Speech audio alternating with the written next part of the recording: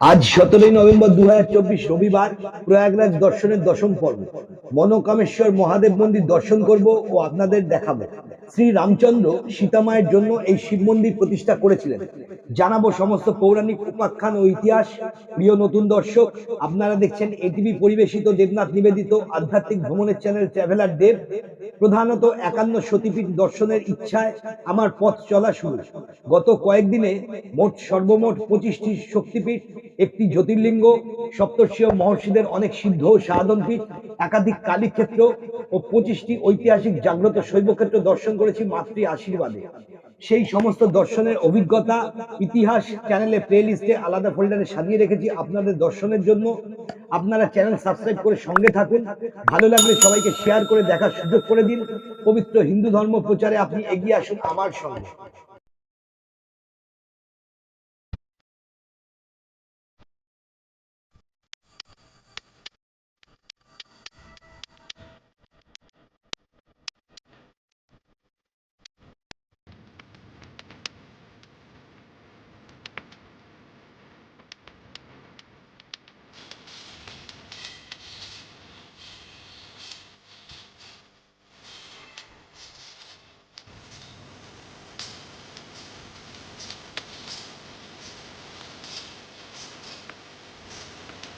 Station থেকে 6 kilometre দূরে মনোকামেশ্বর মন্দির হলো এলাহাবাদের ক্যান্টনমেন্ট এলাকায় যমুনা নদীর তীরে অবস্থিত একটি শ্রদ্ধেয় হিন্দু মন্দির।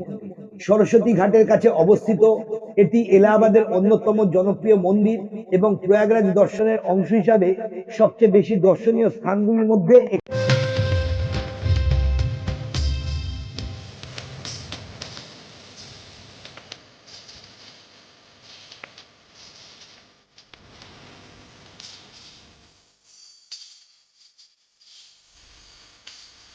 এই মন্দির পিশাচ মোচন তীর্থ নামেও পরিচিত। মনোকামেশ্বর মন্দিরটি ভগবান শিবকে উৎসর্গ করে এবং শ্রী শঙ্করাচার্য ট্রাস্ট দ্বারা রক্ষণাবেক্ষণ করা হয়।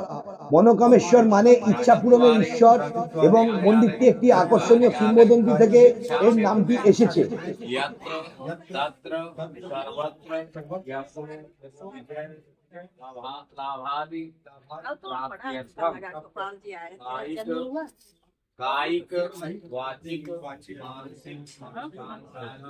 ইতিহাস থেকে আমরা জানতে পারি, সঙ্গমে স্নান করার পর দেবী সীতা ভগবান শিবের কাছে প্রার্থনা করতে চেয়েছিলেন। যেহেতু আশেপাশে কোনো শিব মন্দির ছিল না, তাই ভগবান রাম তার ইচ্ছা পূরণের জন্য এই মন্দিরটি তৈরি করেছিলেন। এখনো বিশ্বাস করা হয় যে এই মন্দিরে ভক্তদের করা ইচ্ছা স্বয়ং মহাদেব পূরণ করেন।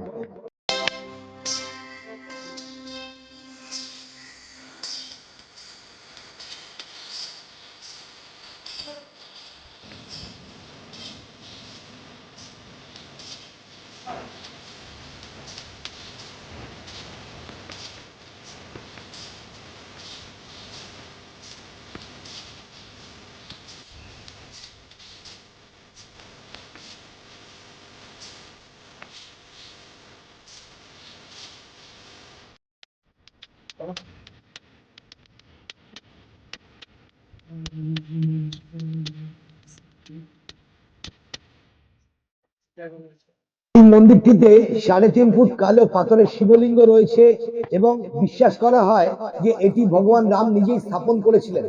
মন্দির চত্বরে নন্দী এবং ভগবান গণেশ, ভগবান হনুমান, একটি বট এবং পিপল গাছের মূর্তিও দেখতে পাওয়া যায়। মন্দিরে রণমুক্তেশ্বর শিবলিঙ্গ রয়েছে, যার আক্ষরিক অর্থ মহান ঈশ্বর ঋণ মুক্ত। ভক্তরা এই মন্দিরে এবং বিশেষ করে এই বিশেষ শিবলিঙ্গে গিয়ে নিজেদের ঋণ পরিশোধ করার জন্য প্রার্থনা করে।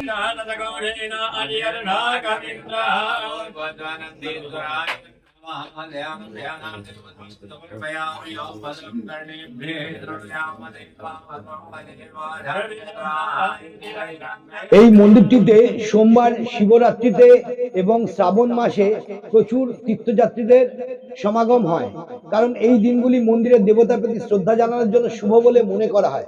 নবরাত্রি মন্দির পরিদর্শন করার জন্য একটি চমৎকার সময়, কিন্তু এটি ব্যাপকভাবে ভিড় হয়।